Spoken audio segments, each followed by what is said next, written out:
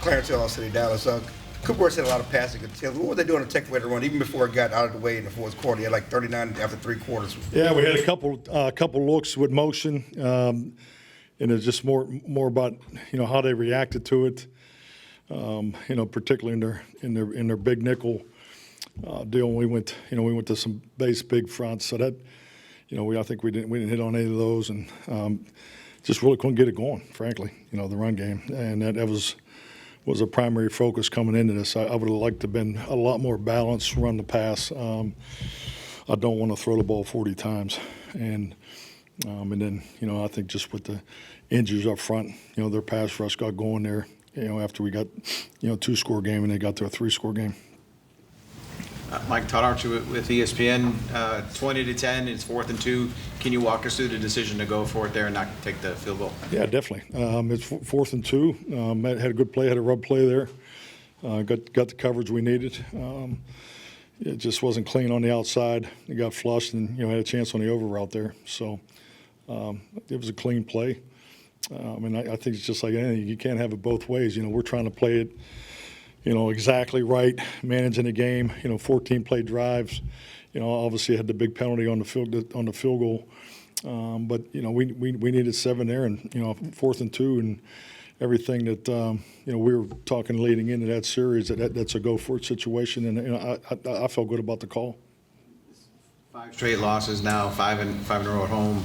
How do you explain? Can you explain any of this, or explain it? Yeah, any kind of loss? I think the reality it's very frustrating. It's frustrating for everybody. Frustrating for the players. Frustrating for the coaches. I know it's it's disappointing for the fans. But we have a lot of moving parts going on, and we just have to be cleaner and more detailed in certain spots. We're not playing well enough. Execute well enough, coaching well enough to overcome some of the mistakes we're making at critical times in the game. Just go even in the first half. We had some opportunities there to get some more points and didn't get it done. We just have to play cleaner in these tight spots, and we did not do that tonight. That was your first word presented by Dr. Pepper. Head coach Mike McCarthy at the podium following a 34-10 loss. The Dallas Cowboys fall to 3-7 to the Houston Texans here at AT&T Stadium. Alongside Isaiah Stanback and Nate Newton, I'm Kyle Yeomans. This is Cowboys Game Night, and we went straight to Mike McCarthy there because there's a little bit of frustration building for this Cowboys team, and it's not necessarily just here in Week 11.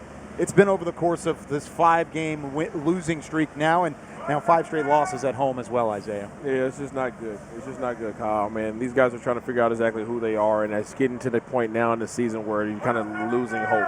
And for those of us that have been in losing hope type situations, unfortunately, guys start looking at the schedule. They start looking at the schedule and start saying, how many games do I have left? When is vacation? When are my checks coming through? And it's hard to really be a cohesive unit when that type of deal is going on. I've been on that 1-15 at 3-30. You've heard me say this for the last 2 or 3 weeks.